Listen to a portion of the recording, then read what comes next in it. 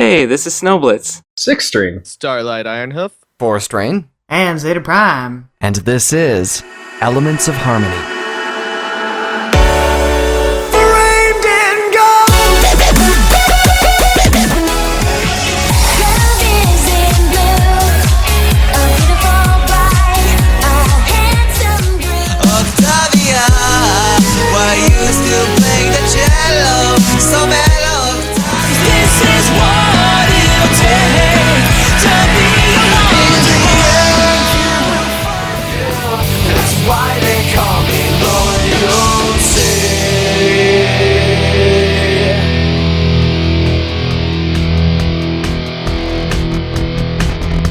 Tonight on the show, we talk to Turquoise Splash, a notable acoustic musician within the fandom who has performed both on stage at conventions and spontaneously outside conventions. With a penchant for amazing acoustic guitar work and sweet vocals, Turquoise Splash has done a lot of covers, original works, and collaborations with many notable musicians within the fandom, and he joins us here tonight.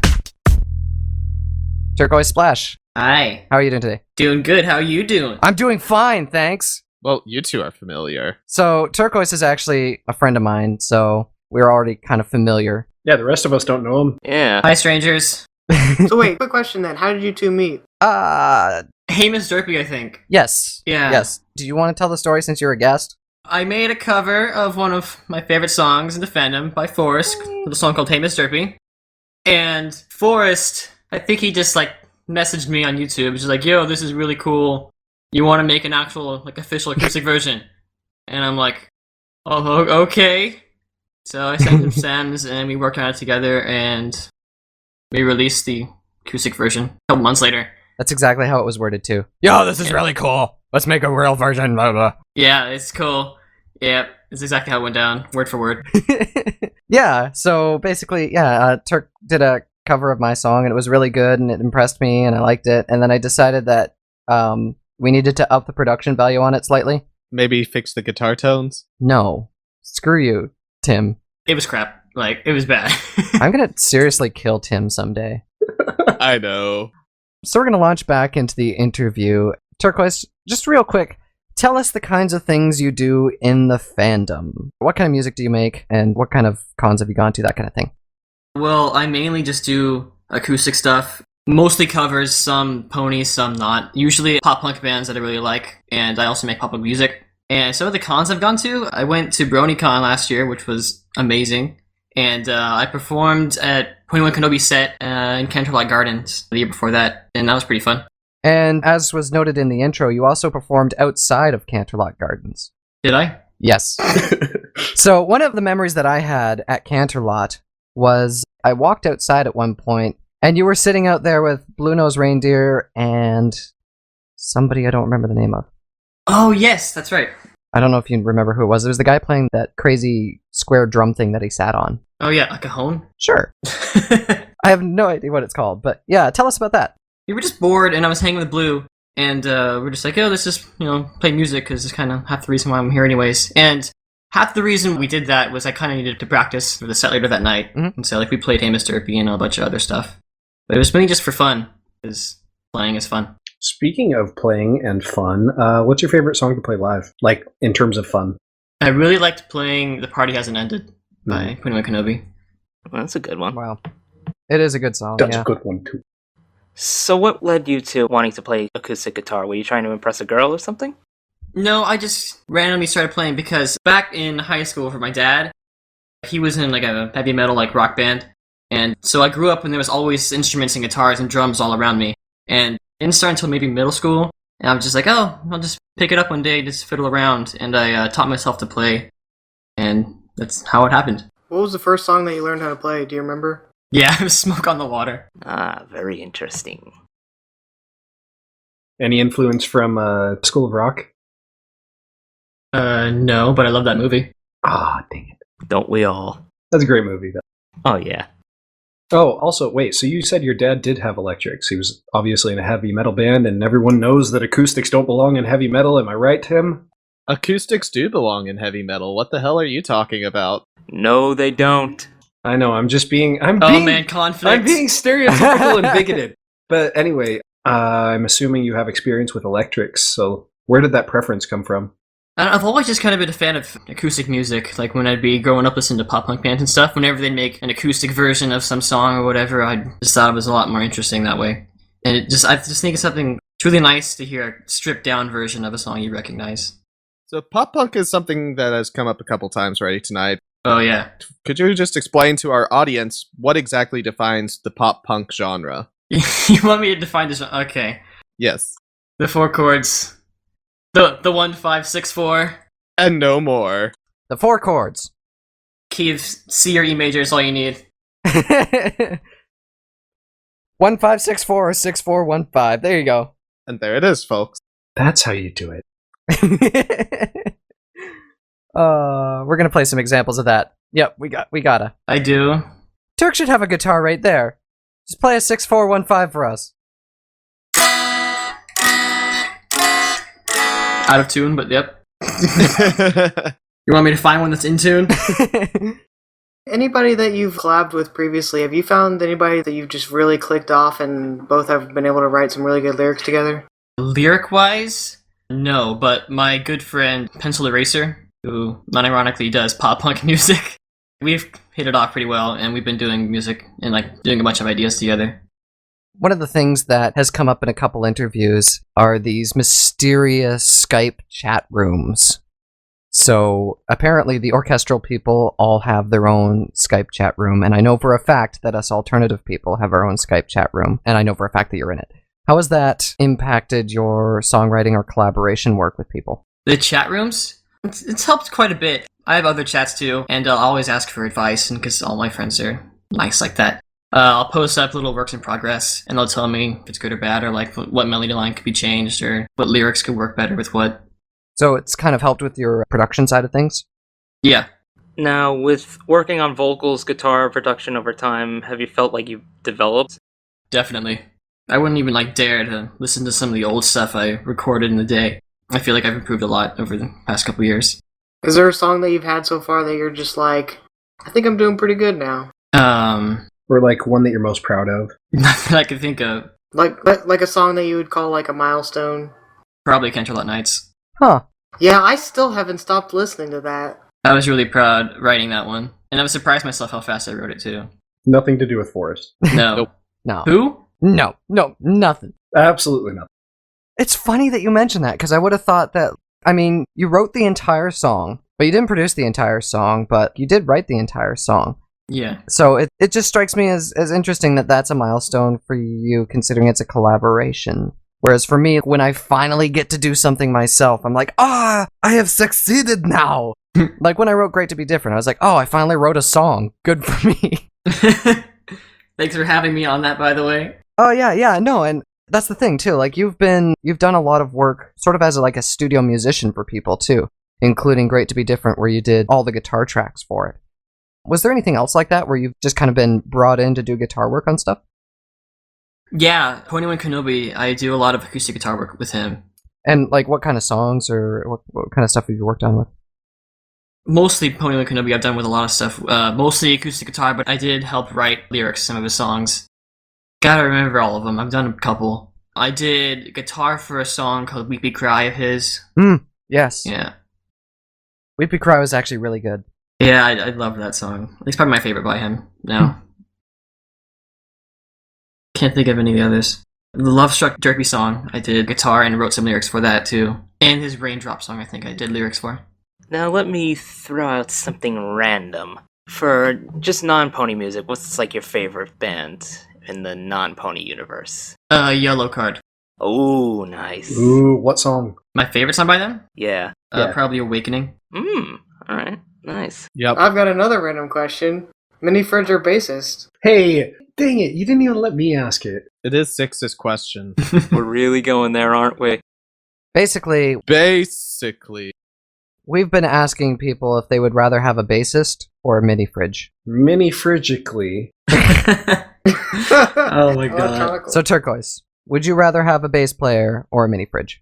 Honestly, I'd have to go with bass player. Whoa. Because I can't play bass. I don't even own one, so... Yeah. Mm. Uh-huh. Yeah. Score one for the bassist. The ratio changes. He obviously doesn't have experience with a mini fridge. We're gonna have to check our score after this episode and see where we're at. Oh, well, you were talking about collabs a little bit, so is there anybody that you haven't had a chance to collab with that you want to in the future? Yes!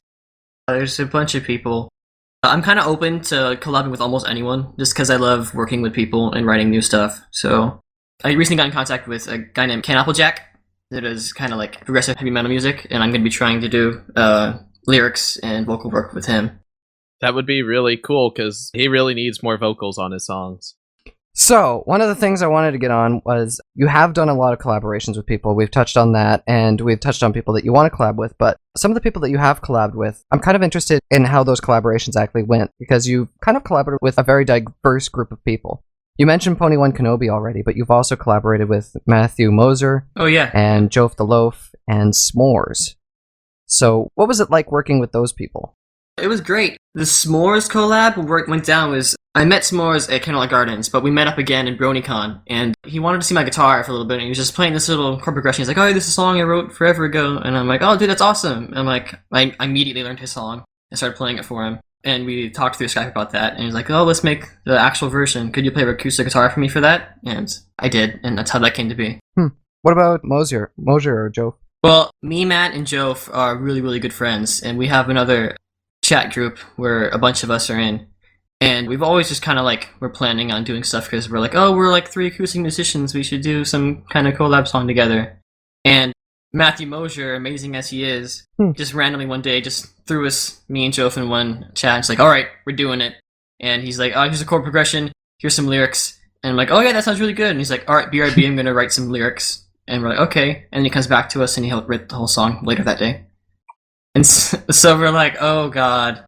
Alright, yeah, and that's how that came to be. So, quick question. Out of that group, do you have a secret favorite? Who is best collab musician? We're asking you to pick favorites. I can't pick favorites, they're my friends. And Matt is now deployed, correct? Mm-hmm. Did that impact his music at all, or did he say anything about that, just out of curiosity? No, he's still writing stuff, and we talked to him a bunch still, so he can't necessarily record anything when he's over there, but he uploaded a video of him playing live a while ago, and he talks to us about music and stuff. What department did he deploy in? I have no idea. But a little more seriously, we were talking about collaborations earlier, and just recently a song came out with a collaboration with, what's his name? He, something to do with woods and precipitation, like Amazon downpour or something. That guy. Yeah, I think he has some kind of ugly OC. It's kind of like green, barf green, maybe. Oh my god. Jungle Monsoon. Jungle Monsoon. Yeah, well, anyways, the song Canterlot Nights, it's a very beautiful song. What kind of led you into writing that and contacting this Jungle Monsoon guy about it? Well, I wrote it around the time when Forrest released Summer in the Stars, and I can't remember who brought it up to who, but we're like, oh, we should make another collab song original. And I'm like, oh, great idea, okay. And I wrote up this little chorus, and I sent it to him, and I wanted it to be the same theme as Summer in the Stars was, so I tried to base it off of that. Yeah, I think it was actually pretty much right after I released Summer in the Stars that I sent you a message, and I'm like, I need to do more stuff like this song. Can you write something for this? And I'm like, okay, can do.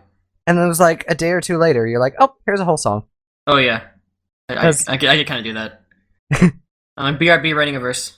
I actually wrote the whole thing. Sorry. Yeah. Yeah. Yeah, it's something that's totally not me. It takes me forever to do lyrics, but it's cool that comes so easily to you. Yeah, songwriting has never been a problem for me. I usually find myself writing choruses and verses and stuff all the time, just in my spare time. Has it always been that way, or It hasn't been until past 2 years, I'd say, is when I started finally getting into songwriting. So I never really tried before then, so it's only really happened recently. Along the lines of songwriting, do you have any prior writing experience like poetry or anything, or was it something that you just kind of found naturally? It was just really naturally. I've always been kind of a good writer. So going back to songwriting, what's your typical songwriting process? Do you come up with chords first, or lyrics first, or... It depends. I've done it a couple ways. Sometimes it'll be simple as just I'll come up with one line, just one sentence, and I think it's really catchy or whatever, and I'll base the whole song off of just that. Other times I'll come up with a little chord progression, and other times I'll just put a chord progression and at the same time write a little melody, and then put words on top of it. Since we were talking about Canterlot Nights, it was a collaboration between myself and Turquoise. Turquoise wrote the entire song and recorded it acoustically before I even started producing it. So really all I did was sing on the song and just kind of produce it my way. And Turk did a really good job at singing on this too. So without further ado, this is Canterlot Nights featuring myself and Turquoise Splash on Elements of Harmony on Everfree Network.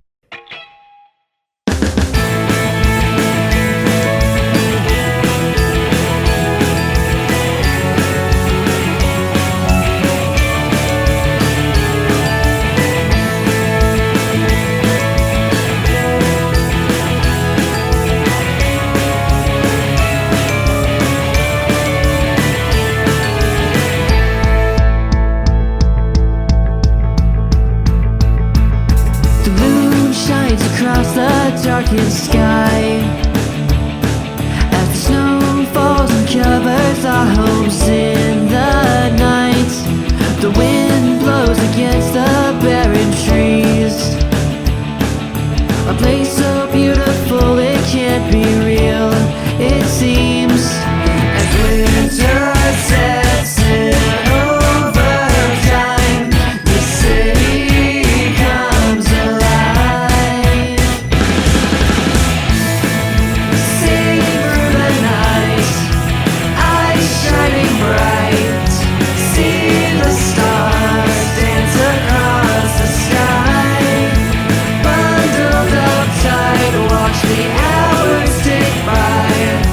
This is how we spend our Canterlot nights.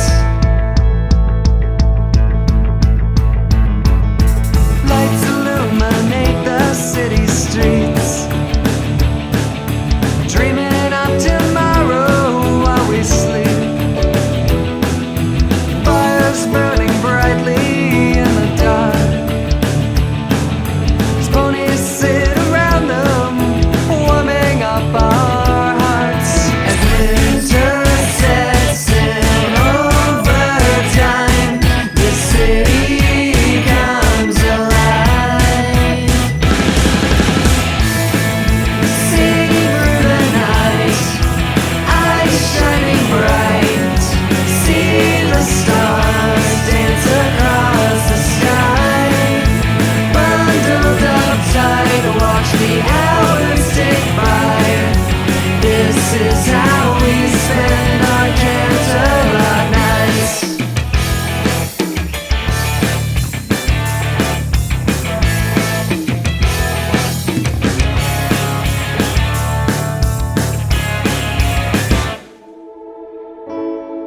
seeing through the night, eyes shining bright. See the stars dance across the sky.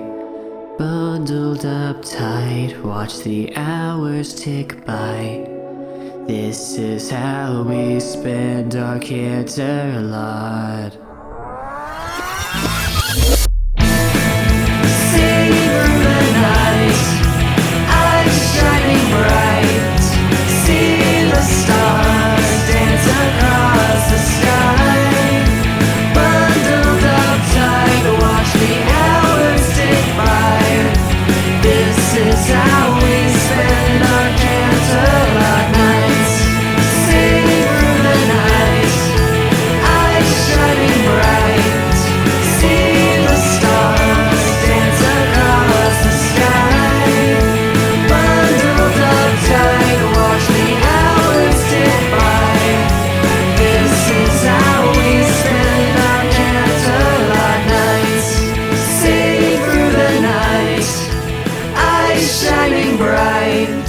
See the stars dance across the sky.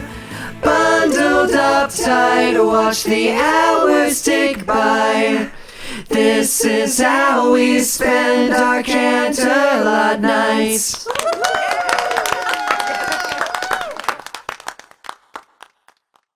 So, Turquoise, in your many, many collaborations, have you ever ran into any problems with other people? Maybe, I guess, creative differences? No. The only kind of problems I've ever run into has been time-wise and just projects taking forever. But that's just half the reason is me, so can't really do anything about that. Yeah, projects tend to take time. Speaking about projects, I was looking through your SoundCloud today. I noticed you put up a lot of WIPs on there, work in progresses. Is that part of your creative output, just putting songs up on your SoundCloud and getting input as you create, or? Yeah, definitely. Half the reason I do that is just like to have people like my stuff. They are interested in what I'm working on. And the other half is for me. I'll wake up one day, or I'll just be walking around town or something, and I'll just think of some melody line or whatever. And I'll get back home and I'll record it as fast as I can, just post it on SoundCloud. Because you only see about half the things I actually post. A lot of it is private. It's just me just lottie-dying some kind of melody or something. And how often does other people's input from what you post up on your SoundCloud actually help you out in your overall projects? Almost never. I don't think I have a big enough following to have people actually like give valid input into anything. Okay, I was just kind of curious because I haven't seen a lot of musicians do that, and I thought it was pretty interesting. Yeah, it's also just kind of fun to just write melodies and stuff all the time. Yeah. I feel like I shouldn't be allowed to know where these are because I'd just tell everybody to add more cowbell. SoundCloud.com. Yes! I'm gonna go do this right now. Oh no, he found it. More cowbell. Done.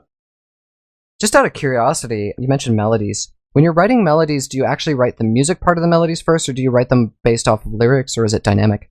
Almost always is just melody first, and then I'll build lyrics on top of it. But sometimes lyrics come first, and then the melody will follow. I don't think I've ever done one where it's like at the same time, where I'll be like, oh, this lyric is exactly what like I want for this melody. That's actually really interesting. I feel like lyrics would have to come first. I don't know. That's just me. My brain's weird. Yeah, I write just instrumental stuff all the time, so lyrics are easy for me. We kind of discussed this with Carbon Maestro too, and he said that a lot of people write the harmonies, as he put it, first, as in like the chord progressions first, and then wrote melodies to them. Whereas I work entirely the other way. I start with lyrics, and then I write melodies to the lyrics, and then I write chord progressions around that. Music is frustrating. But there was also DB Pony where he did everything and then he wrote the lyrics for it as well, I think, right? Well, he recorded vocals last, yeah, but still, same kind of idea. Yeah, it's confusing for all of us. I've always come through the school of thought that writing the lyrics first would be better because it kind of gives you theme and emotional impact for the music, but do you have any kinds of those themes or emotions that you want to portray that come out in the lyrics before you even get to the lyric point? There's one song where that did happen. It's a song called Honestly. I did with Pony Kenobi a while ago. And the lyrics all came before I wrote any of the melody. Is that the way that P1K worked, or is that...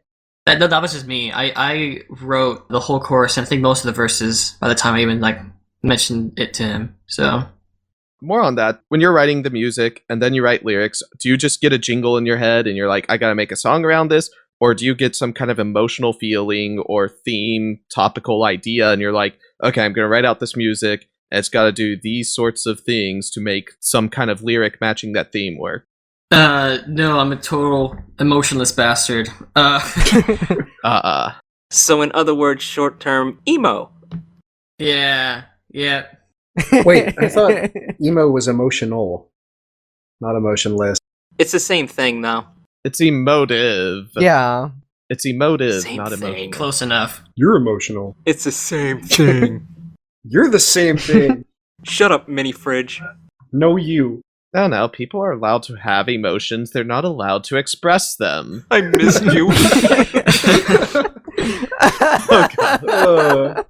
Speaking of emo, though, I have noticed that you have a penchant for emo bands from the early 2000s. Yes. I swear Blink-182 is not emo. They're not emo. I don't even know why it's on there. I don't know. Blink-182... They're not. Yeah. Forrest, that's 3 against 1. Have you heard Adam's song? It's emo! Okay, no, Adam's song has a very sad backstory, but... I don't know. I just love in Blink-182 with Simple Plan and, Mayday Parade or whatever. You know, all those bands. I can too, but they're not emo to me. Me too. Oh, shut up. If you want to talk about emo bands, I can talk about emo bands, but We'll lose Tim, I think. But Turk, tell us about the emo bands you like. I'm already gone. You're in too deep. The emo bands I like. And kind of how they've had an influence on you, I guess. Early 90s, or the late 90s, I guess, is where kind of like the emo rock, alternative rock kind of pop punk genre kind of like exploded, where you had bands like Green Day had some emo stuff, and they had, and you had like My Chemical Romance and stuff, like early 2000s. Yeah. Yes. Super emo, yeah. Helena. Helena's like one of the most emo songs I ever know, yeah. Oh, I fell in love with... Oh god, that is such a beautiful.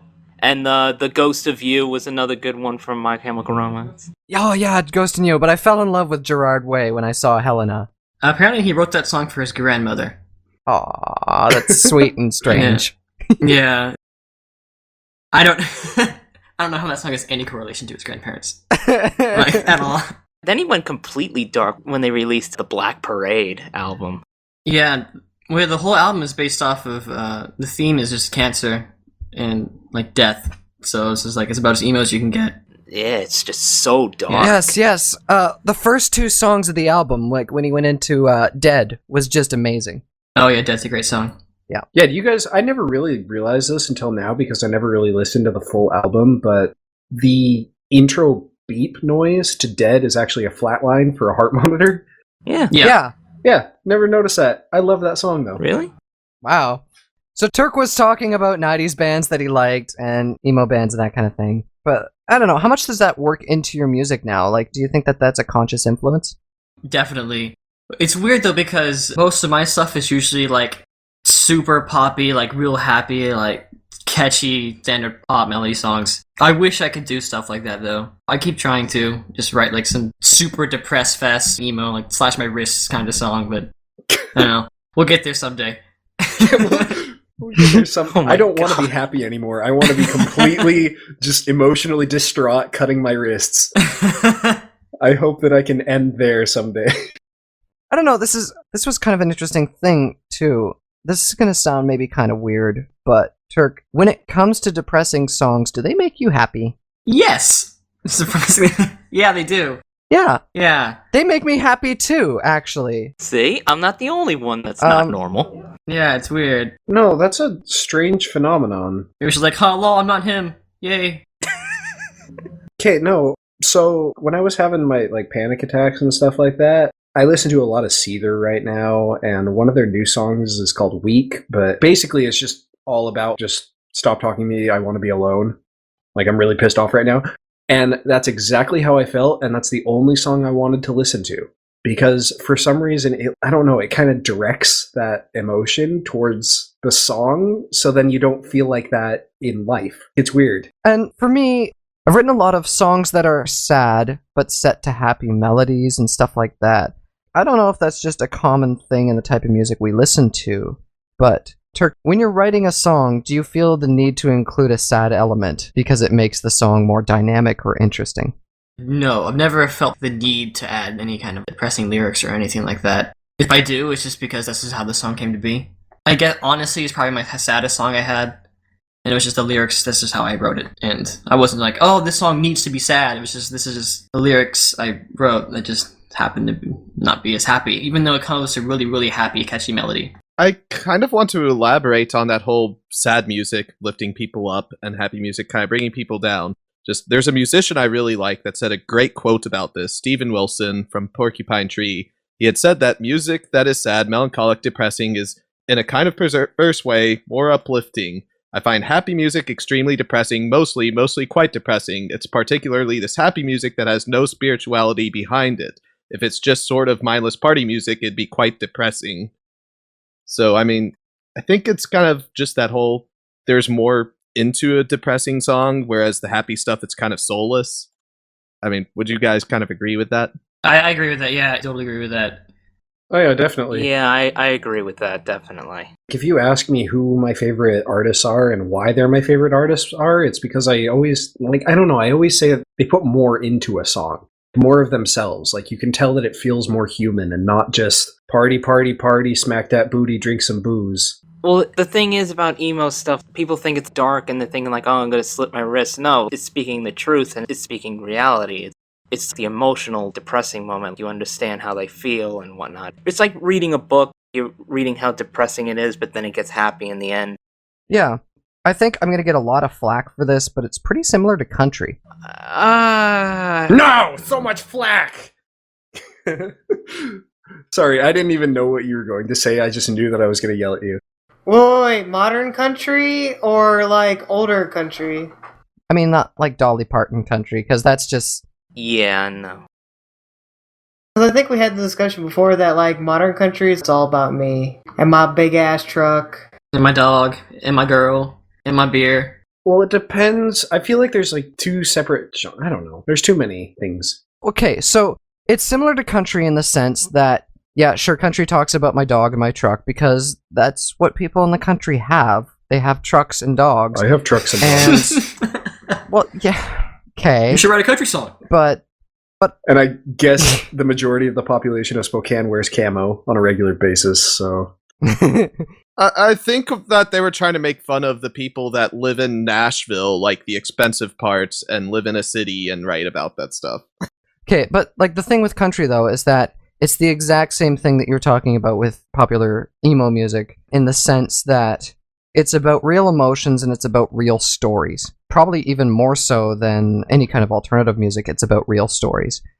Aside from the underlying themes behind Black Parade, there's not really a lot of bands or songs out there that specifically talk about, you know, cancer or stuff like that, or a love lost because somebody... Well, I'm getting kind of off topic, but that's pretty much what I wanted to say. But anyway, we mentioned a lot about that. Turk, is there any other genres that you listen to aside from the ones that we've obviously touched on as influences for you? Honestly, no, not really. Like, my whole life is pretty much just like alternative rock, pop punk kind of stuff. In your remaster for Polychromatic, you started off with this intro video and you were talking about how the fandom has changed your life a lot for the better. That's a theme I hear from a lot of bronies, but for you specifically, in what ways did it make your life better? Essentially, I got to meet a lot of really, really cool people that I wouldn't be able to meet if it wasn't for the fandom. And I found a new hobby, which is like producing and recording music, which I probably wouldn't have been doing otherwise. And I've met a lot of people through that music too, So it's really kind of altered the course of where your life was going. Yeah. Not only that is that I've been trying to get into like change my career choice. I'm trying to do like music majors and stuff like that now. So. Oh, that's awesome. Have you applied anywhere, or? Not yet. I'm still doing schooling for it. So. What kind of music majors? Were you looking on more of the recording, production side, or composition? Yeah, I'm doing studio engineer kind of like jobs, record producing and stuff. Well, hey, you should come on down here to Nashville. We got lots of schools for that. Yeah, that was one of the questions. Where do you hope to end up, I guess, in your career? Some kind of recording studio, hopefully. Like for studio musicians, or do you want to have a band, or? Yeah, studio stuff. Studio musicians would be great. Any kind of stuff like that would be awesome. I'm pretty sure I mentioned this before, but my dad worked or as a studio musician for Warner Brothers for a while. Oh, sweet. It's pretty cool. He said it was really hard, but he was also doing it in the 60s, so yeah. And was there any particular experiences that you've had in the fandom that have kind of changed your life for the better, or kind of made you into a different person? Yeah, performing at Canterlot really like changed my view and how like I live my life and stuff. Because I never think I'd ever be able to like perform in front of people and stuff like this, and actually have the few subscribers that I have. I never thought I would be like enough to be followed by anyone. So. And what was that experience like? I don't really know. I always go back and reflect on it, because sometimes I'll just be like. Some cons, like BronyCon last year, the year before that, when I went to Canterlot, I'd just be walking around and they're like, oh my god, you're Turquoise Splash? And I'm like, you know who I am? You can tell who I am by the toque. I'm like, what? Yeah, and like I actually got to like sign autographs and stuff, which boggled my mind that people would actually want my crappy scribbled name on a piece of paper. Have you ever gone up to any bronies while in Canada and asked if they knew who you were? No. I've not been to Canada, so... No, Turk hasn't had the honor of being an unknown up in Canada. Since we were talking about Polychromatic, Feather did a cover of that I presume you saw. So what was that like to have somebody so notable covering one of your songs? Well, it's funny because I was already actually really good friends with Feather before that. So I'm just like, you didn't tell me you were going to be covering my song? And so, yeah, it was really nice. A really cool surprise she did. You're listening to Elements of Harmony on Everfree Network. This is Polychromatic from Turquoise Splash. Every time I see her start to fly, a rainbow comes and clears my mind of all the doubts and fears I had before. She can clear the sky in 10 seconds flat. You know she'll always have your back. She'll stick with you till the end. Always loyal to her friends.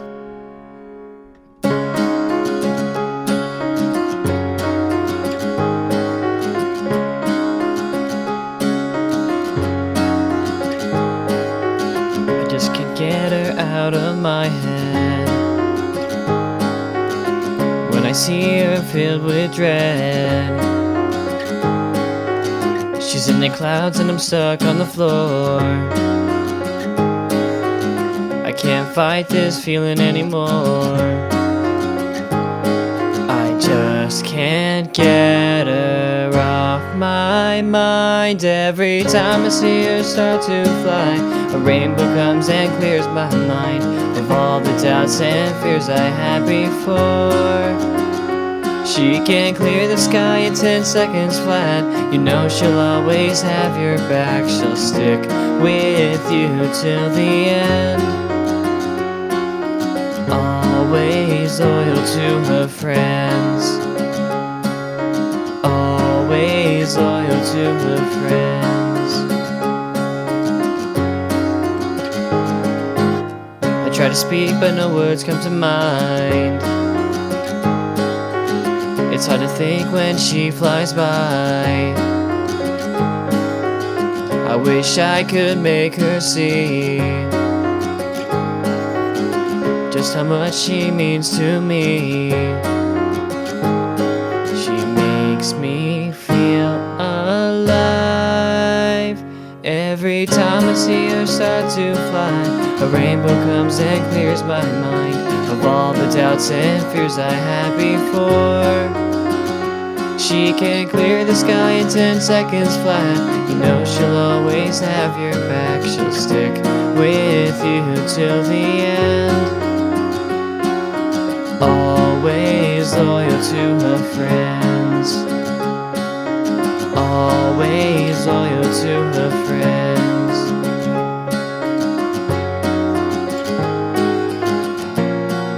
She'll never let you down. She'll always be around, just in case you ever fall down.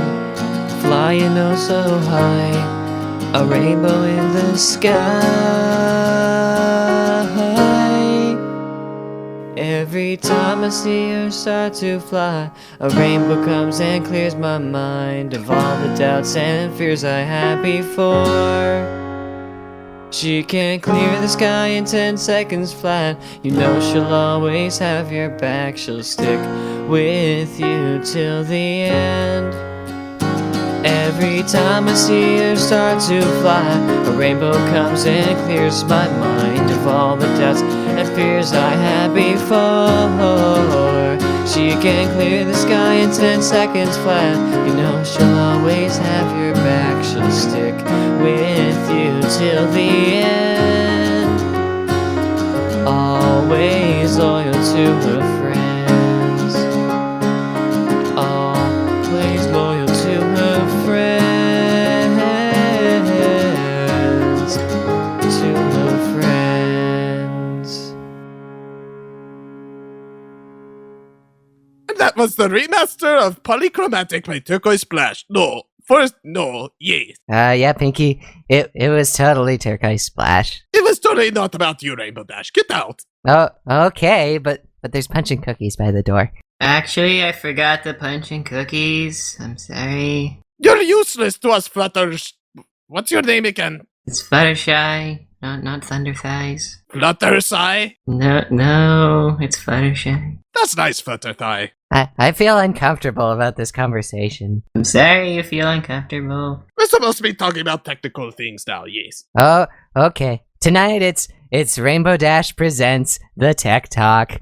So tonight we're gonna talk with Fluttershy about acoustic guitars and things about music. So, 6-string, you can take it away. Into the tech talk. We're going to talk about acoustic guitars, and we're going to NPR right now. Turquoise, would you like to give us a little insight on your guitar arsenal, or guitarsenal, if you will? Guitarsenal. You're welcome, Guitarsenal. I'm writing that down somewhere. Guitarsenal. Sure, I'd be glad to share my guitarsenal. I hate myself. Okay, my main guitar that I use during the conventions and stuff is my Ovation Celebrity. Ooh, fun. Yeah, I love Ovations. I always find them so weird, because they're always like all round and stuff on the back, and I don't like that. Yeah, the round back people are always complaining about. But I think it sounds pretty, so I get over it. Yeah, and then I have just like a plain old boring Sigma guitar that I always have tuned to something really random, like Open C or something. Nice. And then I have an Epiphone black and white Les Paul. Les Pauls are awesome. And that's about it.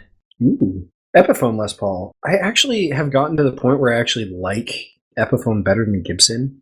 Is that weird? Kind of. No, I know, but they're Korean made, and I feel like they have a little bit better product control sometimes, and they're not as unnecessarily expensive.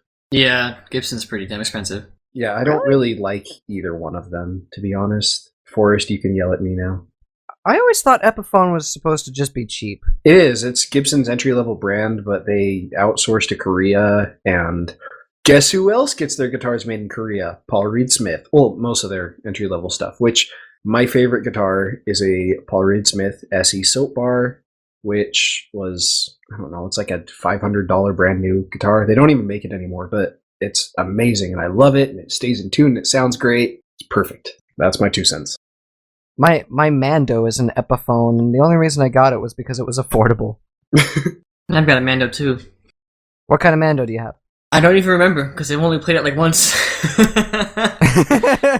It's like the same problem I have. I got it so I could do tracks that sound similar to Daniel Ingram, because I was working on Journey of the Spark, or still am working on Journey of the Spark. But is it like an F style, or like?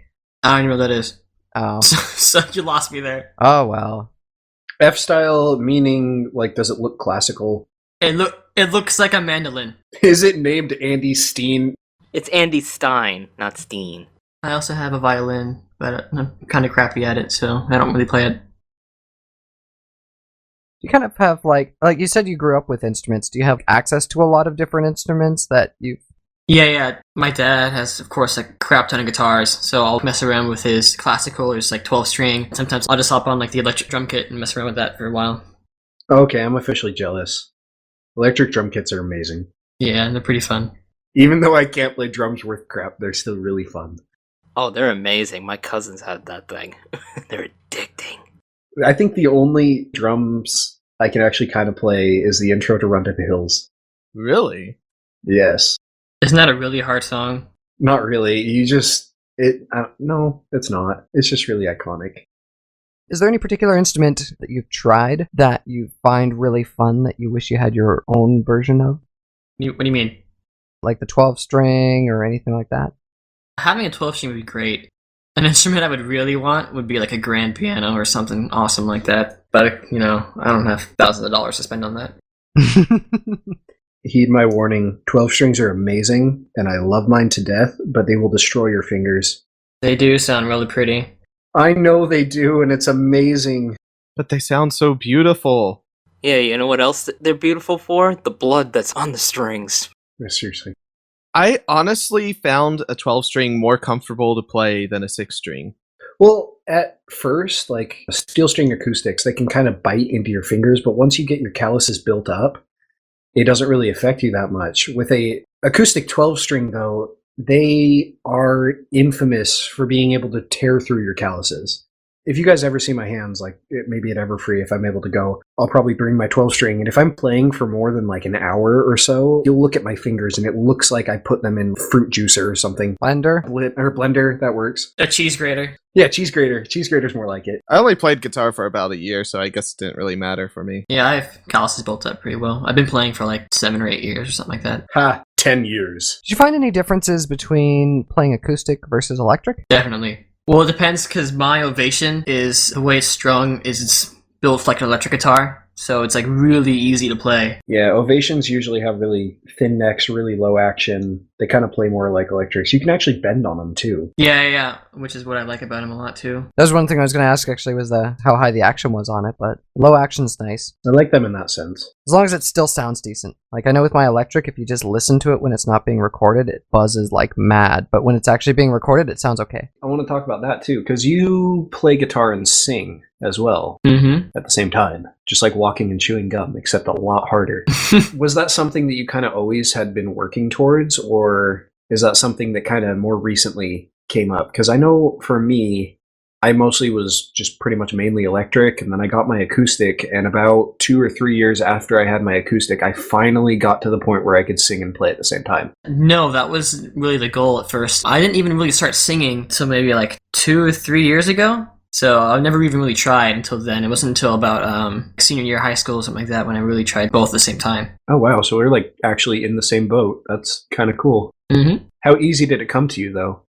It took a while. It's just a lot of forcing it and just really learning. Because I think because I had a lot of years built on guitar before. So it was just like, oh, I already know this chord progression. I'll just try doing something else on top of it. That's cool. I like being able to sing and play at the same time because then it's like, who needs a band? Yeah.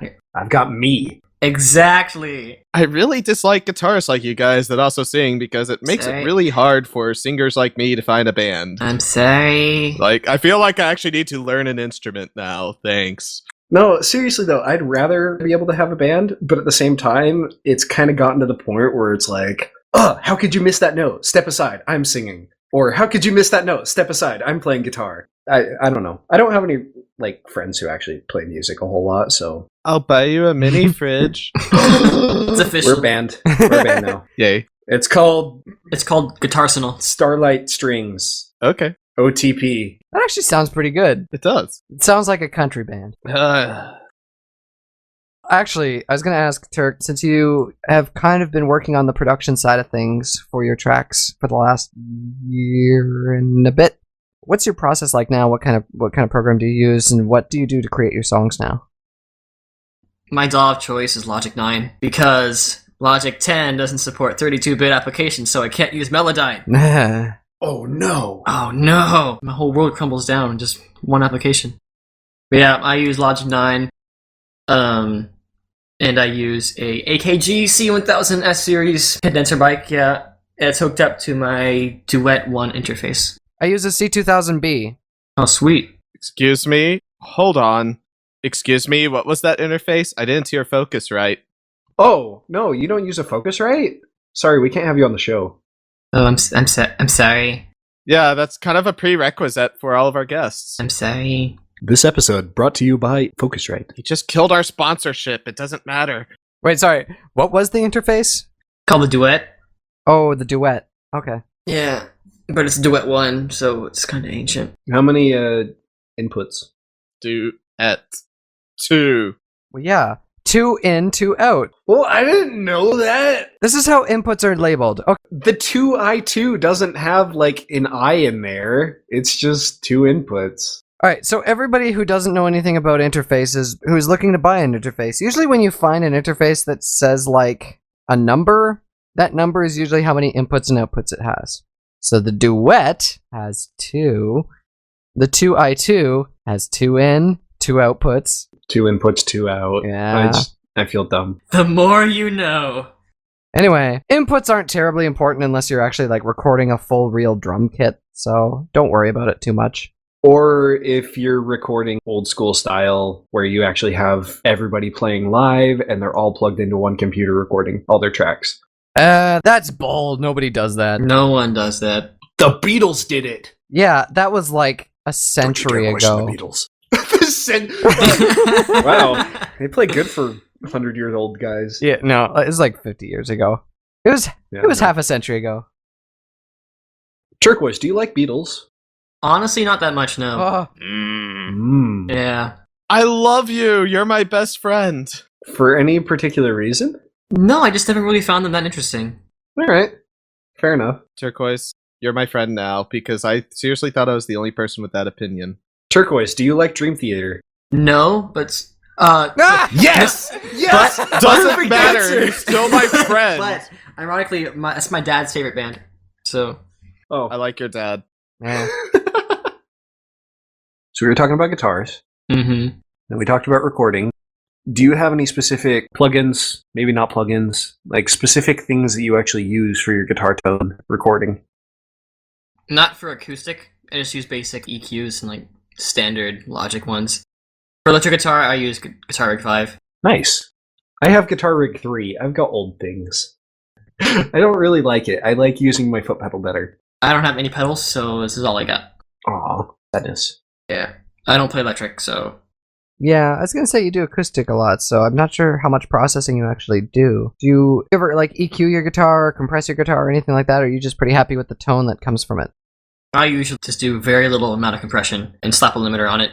EQ is just really just randomly fiddling around until I find a tone that works for individual songs. It depends. If it's like a heavy acoustic song, then I won't do much EQ. Yeah, but if it's like sitting in a mix, I'll have to EQ that accordingly. Oh, here's a question. Do your acoustics, or I guess it doesn't really matter, but do you record them microphone or do you record them like input? Microphone. I've tried input once and I didn't really like the sound of it. Interesting facts, actually. I remember for Great to Be Different, I specifically requested both your direct input and your mic. Which one got used? Both. Oh. They actually both got used, and in different ways. So I think with Great to Be Different, we actually had both the direct input and the mic throughout the entire song. But I think for certain parts, I muted the direct input, like on the bridge, so that it would just be the acoustic playing. But I think what I wound up doing was I actually wound up just kind of slightly panning the direct input to one side and slightly panning the acoustic to the other side. And I think you played both slightly different, if I remember correctly. I'm glad you remember, because I don't. That was a while ago. Yeah, it wasn't anything terribly different. You did sort of like this sort of arpeggio thing with the actual acoustic recording. And then with the direct recording, it was sort of... More like rhythm-based? Yeah, a little bit. And it was just sort of more straight chords, sort of, just sort of keeping time. And definitely the lower notes came through a lot better on the direct input. But yeah, both got used, and it created an interesting tone. I've done panning. Usually for electric guitars, you almost always want to double track your electric guitars because they sound so much fuller and nicer that way. And I'll hard pan those left and right. Some people don't like to hard pan them completely. Like, I know Cyril hates to hard pan. He usually keeps his guitars at, I think, 70 and 70, and he doesn't like it. Depends on the song, yeah, definitely. And then he does another track of, like, layered guitars at 30 and 30 or something like that. But 30-30 is usually what I go with, too. Yeah? I actually literally hard pan 100-100. All right, then. I'm taking notes on all this. This actually brings up a really interesting question from my aspect. I only know a little bit about recording, but I know when you're recording an electric guitar, you typically record everything to the left channel first, then record everything to the right channel and use both in the mix. Do you do anything like that when you're recording acoustic guitar, or does that play with it weirdly? Sure. So with panning like that, basically when you're recording, say, a pop punk track, because you want to have those that basically like a wall of guitars, what you do is you record one track all the way through, or whatever section you're recording for, and then you record another track, but you pan them so that one track is in the left speaker and one track is in the right speaker. And what we're talking about with the numbers is that what I'm saying is with 100-100, I'm panning them 100% left, 100% right for the other track. And that gives a really wide sound on the guitars. With folks like Cyril, 70-70 is basically panning the first track 70% to the left and 70% to the right. But yeah, it's just a way to basically improve the sound of your guitars. And sometimes in Guitar Rig, there's certain ways to kind of emulate that effect with a single track. I know with certain presets in Guitar Rig, it actually will split out two different channels from the one input that you're doing, just playing the guitar. It'll split out a left channel and a right channel, and it'll actually like do a different amp on the left channel and the right channel and like different types of effects and stuff so that it sounds like two different guitars and has that same kind of width. Actually, though, I think I know a couple other brony musicians that do the 70-70, 30-30 thing, and I hadn't ever heard of that until this fandom. I just thought that was kind of interesting too. Another thing I wanted to ask is when you record acoustic, because I've had experience with this where I've just gotten so frustrated that I just kind of give up. Well, at least for the time being. But do you ever have trouble with getting your volumes equaled? So, like, if you're trying to punch in a recording, like, say you screwed up one note, but the rest of the section was really good, like, do you ever try to go in and punch in that recording and it's either way louder or way quieter than what you were playing before? No, but earlier, like back in days when I'm like earlier version of me recording, I did try doing stuff like that, and I'm just like, nope. Every time I always have to have the acoustic guitar record it one way all the way through. And that's how I've always done it from now, because it just seems to work the best. Yeah. Wow, that's amazing, actually, that you do that. Do you like how many takes does that take? I usually go like 3 or 4. That's insanely good. It's the mark of a good live musician. Yeah. Depends on the song, of course, but usually it's like my songs are usually really simple. So that's pretty incredible. Yeah, that's pretty incredible. You get the seal of approval. This puts me to shame because when I do my tracks, I literally record one section at a time. I'm like, okay, let's record the verse. And then I play it like 20 times. And then I record the chorus and play it 20 times. So my guitar work is literally like a patchwork quilt compared to what you do. Yeah, I do that, but never for the final. Every time I ever do a final mix of it, it's always one track all the way through. But for stuff like SoundCloud and stuff, I'll just put on one verse or whatever. And if I'm just like building blocks, I'll just just keep recording. I don't have to redo the whole thing until later. But yeah, usually it's always one. Wow. Now, what about vocals? Do you do the same thing as well with when you do acoustic?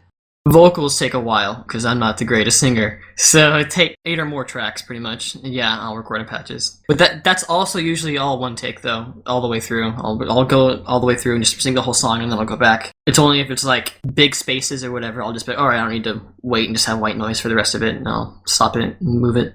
And once again, my stuff is like patchwork quilt compared to that, because I will literally do, like, 20 or 30 vocal takes for a single section, and then move on to a different section. Yeah, I know a lot of people, most people do, is they'll just take the chorus that they have to make it exactly the same and just, copy paste it and post it over, but I usually go all the way through, so. There's definitely an argument to doing that, because it sounds more organic, I guess. And I mean, there's a lot of people, and I mean, I can definitely understand this, you coming from an acoustic background, that you would want to keep your songs more organic rather than overly produced. Alright, I think that's enough for our show tonight, but I'd like to thank Turquoise Splash for joining us today. Yeah, thanks for being here. Thanks for dealing with our shenanigans. It was our pleasure having you on. I'm just so glad that Turquoise Splash enjoys Rainbow Dash Presents as much as we do. Alright, so coming up on the next few days on Everfree, we have on Wednesday, the Equestria Acquirer at 8 p.m. and Into the Spotlight at 9 p.m. On Thursday, we have Sketchy Sounds at 3 p.m. All times are in Central.